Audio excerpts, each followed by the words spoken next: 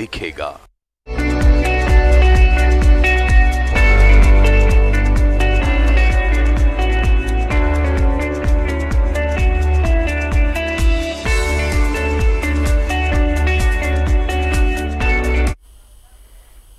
नमस्कार, मैं हूं मुरारी सिंह, बायो इंस्टीट्यूट रांची से। और सभी व्यूवर्स को मेरा नमस्कार। आज के इस सेशन में मैं स्टार्ट कर रहा हूं बॉटनी का एक टॉपिक, रेस्पिरेशन इन प्लांट्स, जिसका वेटेज नियरली 1 to 2 क्वेश्चन होता है एनटीए के सिलेबस में, एनटीए के एग्ज़ाम में। अगर किन्हीं को कुछ क्वेश्चन पूछने का है regarding this chapter, number of flash हो रहा है, बिल्कुल आप पूछ सकते हैं। मैं यहाँ पे अवेलेबल हूँ आपके क्वेश्चंस का आंसर करने के लिए। सो लेट्स स्टार्ट आज का सेशन, जो कि है रेस्पिरेशन इन प्लांट्स। अब ये जो रेस्पिरेशन इन प्लांट्स है, this respiration in plant is actually conceptually very simple, लेकिन ये मैकेनिकस्टिकली उतना ही कॉम्प्लेक्स है। इसका जो भी कंसेप्ट है वो सिंपल है, लेकिन इसे एक्सप्लेन करने का जो मैकेनिज्म है, जिस तरह से ये होता है सेल के अंदर, वो काफ़ी मुश्किल है उसका एक्सप्लेनेशन। इसे आप कह सकते हैं कि जो रेस्पिरेशन है, this is actually एम्फीबोलिक reaction. Actually reaction जो हैं ये मेनली दो तरह के ही होते हैं। One is anabolic reaction and other one is catabolic reaction. Whenever you say anabolic reaction, it means this is a build-up reaction in which simpler molecule combines to form complex molecule. वहीं जो catabolic reaction है, इसे कहते हैं आप breakdown reaction, जिसमें कोई complex molecule टूटता है, सिंप्लीफाई होता है और सिंपलर मॉलिक्यूल्स मिलते हैं। बट इन एडिशन टू ये जो एनाबोलिक और कैटाबोलिक रिएक्शन है, इसके अलावा एक और रिएक्शन होता है जिसे आप कहते हैं एम्फीबोलिक रिएक्शन। और कोई भी रिएक्शन को आप एम्फीबोलिक तब कह सकते हैं जब वहाँ एनाबोलिज्म और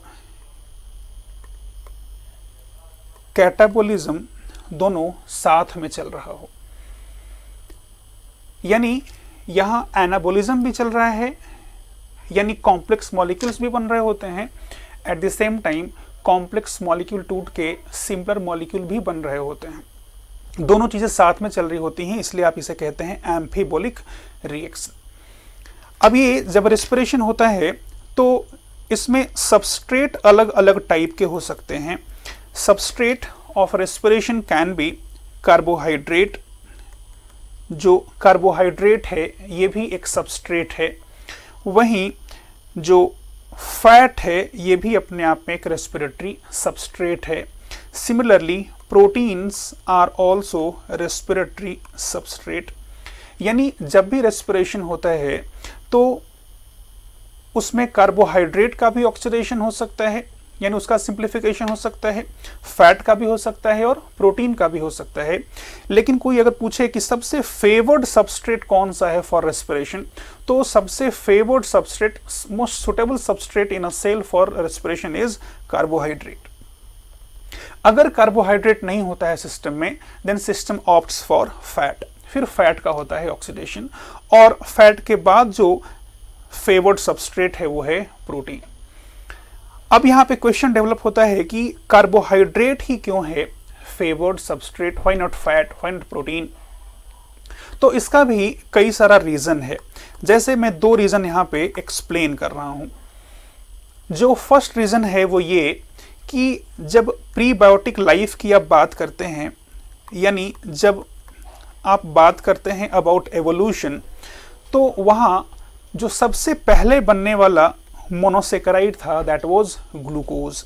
glucose was first monosaccharide form during probiotic life. चूंकि ग्लूकोज ही सबसे पहले बना आउट ऑफ ऑल मोनोसेकेराइड्स, इसीलिए cell was having only one option कि उसी को यूज कर लिया जाए एज सबस्ट्रेट। एक और रीजन है वो ये कि जो ग्लूकोज है ये अपने साइक्लिक फॉर्म में एग्जिस्ट करता है। It exist in its cyclic form. पढ़ते हैं आप बायोमोलिक्यूल में कि जो सेकेराइड्स हैं वो साइक्लिक फॉर्म में या फिर लीनियर फॉर्म में एग्जिस्ट करते हैं। सिस्टम के अंदर जो ग्लूकोज है वो यूजुअली साइक्लिक फॉर्म में आपको देखने को मिलता है। एंड बिकॉज ये साइक्लिक फॉर्म में रहता है, ये प्रोटीन को ग्लाइकोसाइलेट नहीं कर पाता है। अब ये क्या होता है?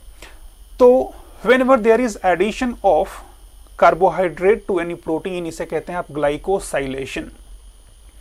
और ग्लाइकोसाइलेशन कैसे होता है? तो जो मोनोसेकेराइड का कीटो ग्रुप है यानी जो कार्बोनिल ग्रुप है, that reacts with NH2 of amino acid of protein, और ऐसे में जो प्रोटीन बनता है that used to be very unstable. ऐसा नहीं होना चाहिए इन नॉर्मल केसेस। और जो ग्लूकोज है बीइंग साइक्लिक इन नेचर, इसका कार्बोनिल ग्रुप अवेलेबल ही नहीं रहता, यानी ये प्रोटीन को ग्लाइकोसाइलेट कर ही नहीं सकता। तो ये भी अपने आप में बहुत इंपॉर्टेंट रीजन है कि ग्लूकोज क्यों सबसे फेवर्ड सबस्ट्रेट है फॉर रेस्पिरेशन। अब जब भी रेस्पिरेशन होता है तो वहां कॉम्प्लेक्स मॉलिक्यूल सिंप्लीफाई हो रहा होगा। ये कॉम्प्लेक्स मॉलिक्यूल कार्बोहाइड्रेट भी हो सकता है, फैट भी हो सकता है, प्रोटीन भी हो सकता है, लेकिन irrespective of nature of respiratory substrate, जब रेस्पिरेशन होता है तो आपको एनर्जी मिलता है in form of ATP, in form of NADH plus H+ and in form of FADH2। इन तीन फॉर्म में आपको एनर्जी मिलता है, चाहे वो कार्बोहाइड्रेट हो, चाहे वो फैट हो या फिर प्रोटीन हो। किसी के ऑक्सीडेशन में सबस्ट्रेट कोई सा भी हो, जो एनर्जी मिलता है वो आइदर इन्हीं तीन में से किसी एक फॉर्म में आपको देखने को मिलता है। अब ये जो ATP है इसे तो आप कहते हैं एनर्जी करेंसी ऑफ सेल। ऐसा क्यों कहते हैं? क्योंकि ऑल दो NADH के पास भी एनर्जी है, FADH2 के पास भी एनर्जी है, but cells are having only mechanism to use ATP as energy source. Cell के पास कोई डायरेक्ट मैकेनिज्म नहीं है कि इसके एनर्जी को यूटिलाइज कर सके या फिर FADH2 के एनर्जी को यूटिलाइज कर सके, राइट। तो ATP को आप कहते हैं एनर्जी करेंसी। लेकिन जब रेस्पिरेशन होता है तो there is synthesis of NADH plus H+ as well, there is synthesis of FADH2 as well. तो इन तीन फॉर्म में एनर्जी आपको देखने को मिलता है। अब ये जो ATP है, अगर हम लोग इसका रफ स्केच करते हैं तो किसी भी ATP को एक्सपैंड करते हैं तो आप जानते होंगे दिस इज एडिनोसिन ट्राइफॉस्फेट। यानी अगर मैंने कहा कि दिस इज एडेनिन, जो कि अपने आप में एक नाइट्रोजनस बेस है, suppose this is sugar. I am not going into detail of biochemistry of कैसे ये बॉन्ड बनता है वगैरह। ये एडेनिन है, ये सुगर है, यानी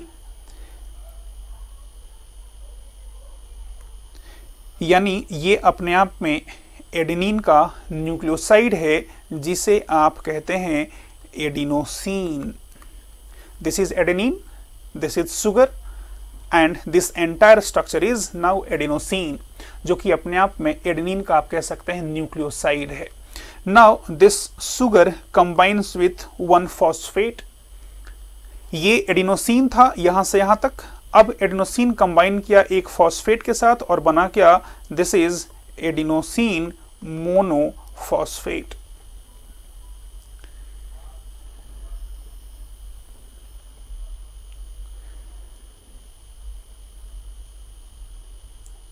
स्टूडेंट्स, अभी फिलहाल एक ब्रेक लेते हैं। ब्रेक के बाद भी कंटिन्यू करेंगे अपनी क्लास को। Thank you.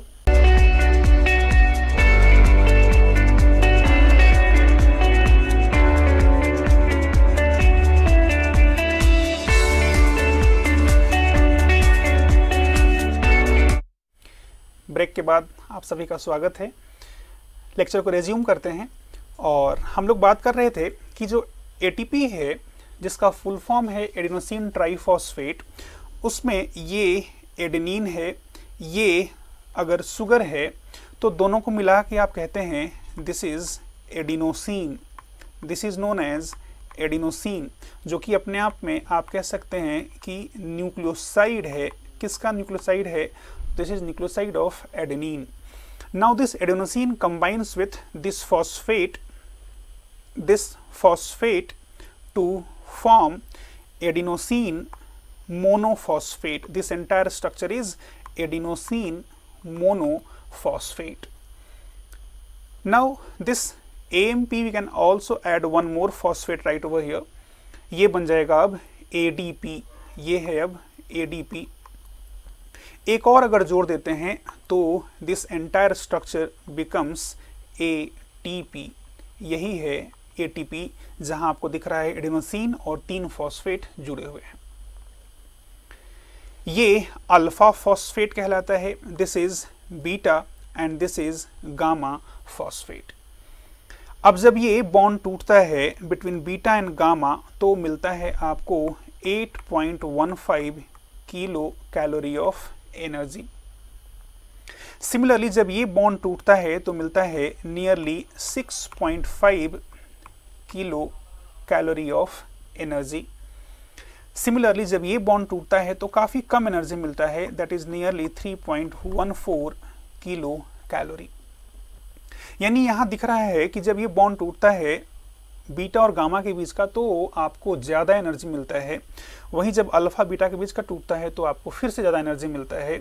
जबकि ये शुगर और फॉस्फेट के बीच का जो बॉन्ड टूट रहा है अल्फा फॉस्फेट, तो वहाँ से आपको मिल रहा है सिर्फ 3.15 किलो कैलोरी ऑफ एनर्जी। यहाँ से एक बहुत इंपॉर्टेंट पॉइंट मिलता है एज पर NTA is concerned, and that point is कि किसी भी ATP मॉलिक्यूल में 2 हाई एनर्जी बॉन्ड्स होते हैं। Each ATP is having 2 high energy bonds, और वैल्यू क्या है?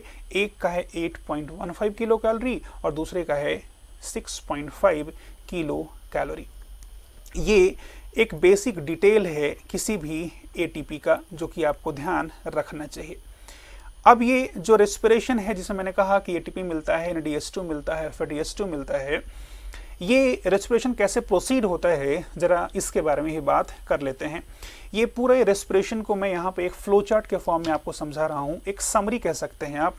जैसे मान लीजिए सबस्ट्रेट है glucose, if substrate is glucose, तो इस ग्लूकोज का सबसे पहले होता है ग्लाइकोलाइसिस और वहाँ से मिलता है आपको 2 मॉलिक्यूल्स ऑफ पायरुविक एसिड।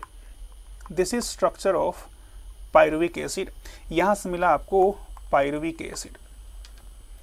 यानी आप देख रहे हैं ग्लूकोज जिसमें 6 कार्बन था, ये सिंप्लीफाई हुआ ड्यूरिंग ग्लाइकोलाइसिस और मिला आपको 3 कार्बन वाला 2 मॉलिक्यूल। नाम क्या है उसका? नाम है pyruvic acid. You can see structure over here. Now this pyruvic acid again converts into acetyl coenzyme A plus CO2. This is having 2 carbon. It means आपको मिलता है एसिटाइल कोएंजाइम का 2 मॉलिक्यूल और वैसे ही CO2 का भी 2 मॉलिक्यूल। आप देख सकते हैं हमने ग्लूकोज से स्टार्ट किया था which was having 6 carbon atom, वो सिंप्लीफाई हुआ तो मिला पायरुविक एसिड जिसमें 3 कार्बन था, इसलिए 2 मॉलिक्यूल मिले आपको उसके। वैसे ही इससे आगे मिला आपको एसिटाइल कोएंजाइम A जिसमें 2 कार्बन है, और acetyl coenzyme A finally converts into CO2। यानी आप जो पढ़ते हैं कि during respiration glucose plus O2 form CO2 and H2O plus energy, ये ग्लूकोज से CO2 में जो कन्वर्जन है ये सिक्वेंशियल है, न कि एक बार में हो जाता है। There are sequence of reactions occurring over there, और उन सीक्वेंशियल स्टेप से होता हुआ फाइनली ग्लूकोज CO2 में कन्वर्ट होता है। और वो सीक्वेंशियल स्टेप कौन कौन सा है? तो ये जो स्टेप है, this step is known as glycolysis. इसे आप कहते हैं ग्लाइकोलाइसिस। ऑल्दो मैंने यहाँ पे एक स्टेप में लिख दिया है कि glycolysis is conversion of glucose into 2 molecules of pyruvic acid, लेकिन इसमें फिर से there are 10 reactions over here. Glucose से पायरुविक एसिड बनने में 10 रिएक्शंस होते हैं, ये आएगा जब हम लोग पढ़ेंगे ग्लाइकोलाइसिस डिटेल में। फिलहाल के लिए during glycolysis each molecule of glucose converts into 2 molecules of pyruvic acid. ये जो ग्लाइकोलाइसिस है इसका साइट क्या है, what is site of occurrence of this glycolysis, cell में होता कहाँ पे है ये, तो ये सेल में होता है साइटोप्लाज्म में, ये माइटोकॉन्ड्रिया में नहीं साइटोप्लाज्म में ही होता है। और जब ये ग्लाइकोलाइसिस होता है तो there is synthesis of 2 molecules of ATP। Actually बनते 4 हैं लेकिन 2 कंज्यूम हो जाते हैं। यानी इफ समबडी आस्क कि ये जो ग्लाइकोलाइसिस है ग्लूकोज का, उसमें gross synthesis of ATP during glycolysis क्या होता है, तो आपका आंसर होगा 4 ATP। लेकिन कोई पूछता है कि नेट सिंथेसिस ऑफ ATP कितना होता है ड्यूरिंग ग्लाइकोलाइसिस, तो आपका आंसर होगा ऑब्वियसली 2 ATP, क्योंकि बनता 4 है, 2 कंज्यूम हो जाता है इसी स्टेप में, इसीलिए नेट गेन कितने का हुआ, सिर्फ 2 ATP का नेट गेन हुआ। साथ में आपको मिलता है 2 मॉलिक्यूल्स ऑफ NaDH2। मैंने यहाँ जानबूझ के लिखा है NaDH2, जबकि हमने पहले बात किया था कि मॉलिक्यूल का नाम NADH+H+ होता है, तो दोनों इंटरचेंजेबली यूज करते हैं आप, इसलिए मैंने दोनों जानबूझ के लिखा है, अदरवाइज ज्यादा सही होगा लिखना NADH+H+। यानी आप देख रहे हैं कि ड्यूरिंग ग्लाइकोलाइसिस जो 6 कार्बन वाला ग्लूकोज है वो सिंप्लीफाई हुआ और 3 कार्बन वाला मॉलिक्यूल मिला है। हो गया सिंप्लीफिकेशन। यानी अगर मान लीजिए मैंने कहा कि ये 6 कार्बन एटम्स थे, तो ये यहाँ से टूटा है और 3 कार्बन का आपको 2 मॉलिक्यूल मिला है, दैट इज पायरुविक एसिड। दिख रहा है आपको 3 कार्बन है यहाँ पे। Now this pyruvic acid converts into acetyl coenzyme A, जिसे आप नाम देते हैं, रिएक्शन का नाम देते हैं link reaction. This is known as link reaction. और ये कहाँ पे होता है, तो it occurs inside mitochondrial matrix. ये माइटोकॉन्ड्रिया के मैट्रिक्स के अंदर होता है। नाउ क्वेश्चन डेवलप्स कि ये जब भी आप फूड का इंटेक करते हैं तो वो इंसुलिन डिपेंडेंट या फिर इंसुलिन इंडिपेंडेंट तरीके से, फॉर एग्जांपल इंसुलिन इंडिपेंडेंट तरीके से आपके RBC में, आपके ब्रेन सेल्स में जाता है ग्लूकोज, जबकि इंसुलिन डिपेंडेंट तरीके से आपके एडिपोज टिश्यू वगैरह में ग्लूकोज एंटर करता है। तो ultimately either through insulin dependent mechanism or through insulin independent mechanism glucose enters a cell. वहाँ उस सेल के साइटोप्लाज्म में ग्लाइकोलाइसिस हुआ और कन्वर्ट हो गया उसमें वो into 2 molecules of pyruvic acid. अब ये पायरुविक एसिड कहाँ पड़ा हुआ है, साइटोप्लाज्म में पड़ा हुआ है। इसे जाना कहाँ पे है, अब जाना है इसको माइटोकॉन्ड्रिया के मैट्रिक्स में। अब यहाँ ध्यान रखने वाली बात यह है कि सपोज दिस इज माइटोकॉन्ड्रिया, जो कि आप जानते हैं डबल मेम्ब्रेनस होता है। मैंने यहाँ पे एक रफ स्केच करा है। तो this mitochondria which is double membrane bound cell organelle, इसमें जो बाहर वाला मेम्ब्रेन है, outer membrane, this is permeable for pyruvic acid. यानी बाहर जो मेम्ब्रेन है वो अलाउ करता है कि बाहर का जो पायरुविक एसिड है वो एंटर कर जाए कहाँ पे, इस पेरी माइटोकॉन्ड्रियल स्पेस में। लेकिन ये जो इनर माइटोकॉन्ड्रियल मेम्ब्रेन है, this is not permeable for that pyruvic acid. इसीलिए यहाँ पे यानी इनर जो मेम्ब्रेन है, अगर मैंने कहा this is inner membrane of mitochondria, this is inner membrane for example, तो इनर मेम्ब्रेन पे लगे होते हैं ट्रांसपोर्टर, ये प्रोटीन ही होते हैं।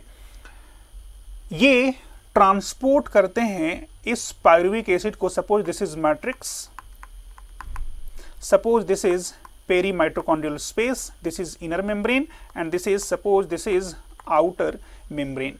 तो मैंने कहा था कि जो आउटर मेम्ब्रेन है ये परमिएबल है फॉर पायरुविक एसिड, इसीलिए pyruvic acid peri mitochondrial space में तो पहुंच गया है, लेकिन अगर इसे अंदर जाना है, मैट्रिक्स की तरफ जाना है, तो इनर मेम्ब्रेन पे अलग से लगे होते हैं ट्रांसपोर्टर।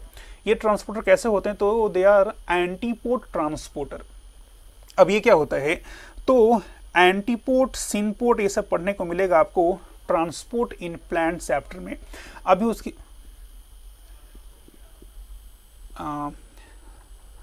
बस हम लोग 2 मिनट और बात करते हैं, फिर चैप्टर को वाइंड अप करेंगे।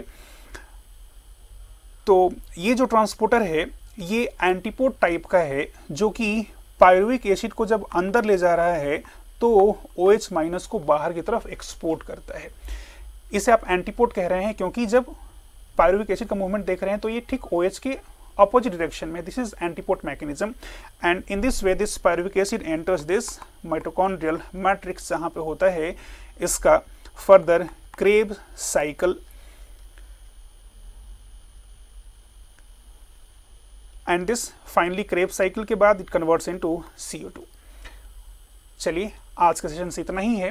Thank you. अगली बार मिलेंगे तो आगे इसको कंटिन्यू करेंगे। Thank you very much.